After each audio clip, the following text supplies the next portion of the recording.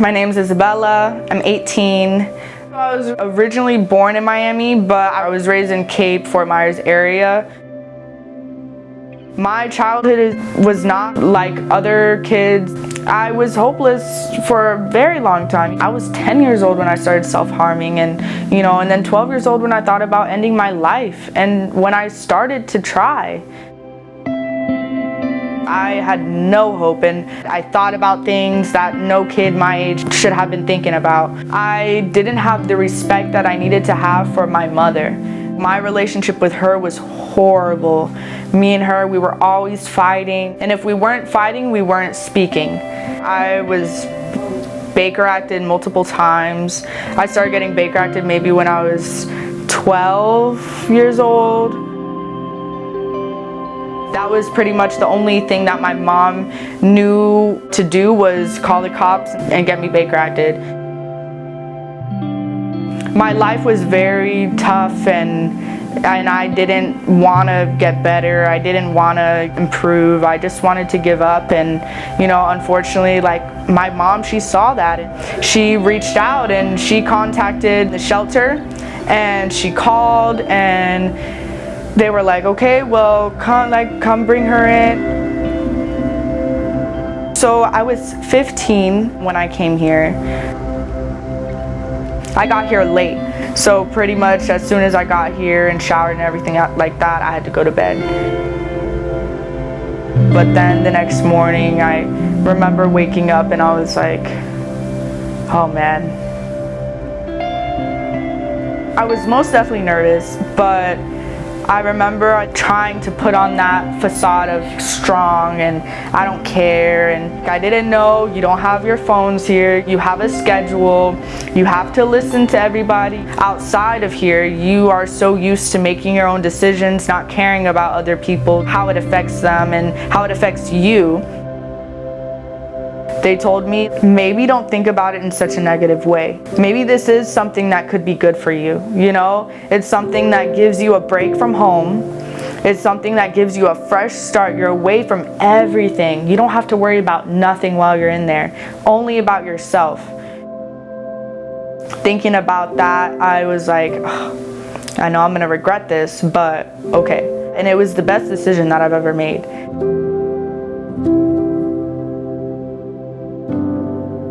But Jill came in, and I remember, I think we started talking and we just hit it off.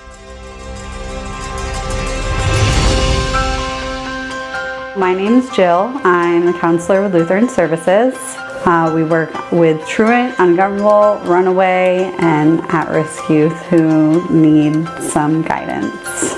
There's a lot of people and a lot of kids that aren't thrilled to go to the shelter. Obviously they're very angry, but Bella actually had gone in voluntarily because that's how bad things were. So the first time I met her was at the shelter, and she was super sweet. Meeting Jill and knowing that she was genuine and that she did have the best intentions for me made me feel comfortable right off the bat with her. And over time, she was my favorite person. It made me happy to be here. It wasn't my most ideal situation, but I knew I was around people who cared about me, and it was boring sometimes, but it was home, and it was stable, and it was safe, and that's what mattered. That's what I needed. So being here, the staff, and working with Jill and everything, I learned a lot. The trauma of her growing up, everything she went through, she's been through a lot. I still get emotional thinking about it because she's come such a long way, and she's done a lot of it on her own. So a lot of it was her. I look back and I regret how I treated my mom, all the stuff that I put her through. But now looking at where I am, I'm happy that I can tell her, thank you. Thank you for not giving up on me. You helped me get here. I would never take back having to come here. this place was my family at the time, and they were the people that I could rely on. And I feel like that was most definitely God telling me, you have a purpose, I'm giving you purpose, and just hold on a bit longer. Go through all this stuff that you don't want to go through, you know, do the stuff that you don't want to do, but it's gonna be worth it and it's gonna pay off. I'm so blessed to have done that and to have this emotional understanding and knowledge that I have now. And that's my purpose, I feel. I feel like my purpose is to help young people that are like me.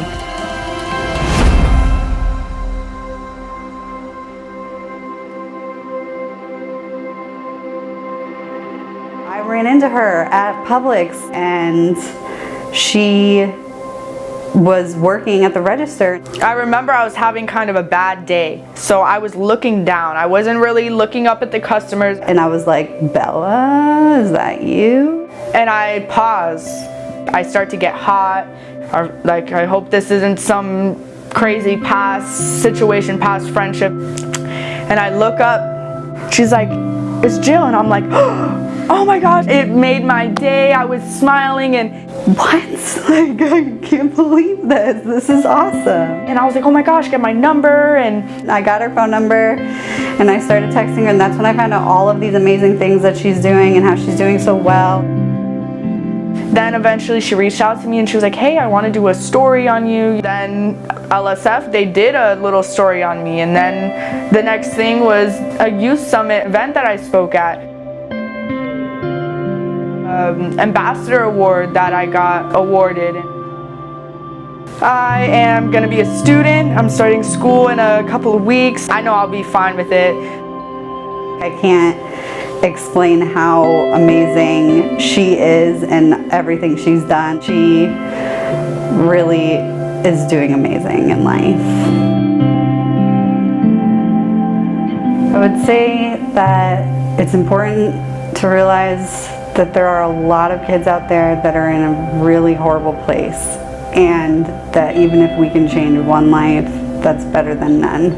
And there are so many kids that have changed their lives and turned things around because of Lutheran services, and that's why Lutheran services is really important to help these kids. If I never came here, I don't even know what would have happened. I wouldn't be here right now probably. I would have never met Jill.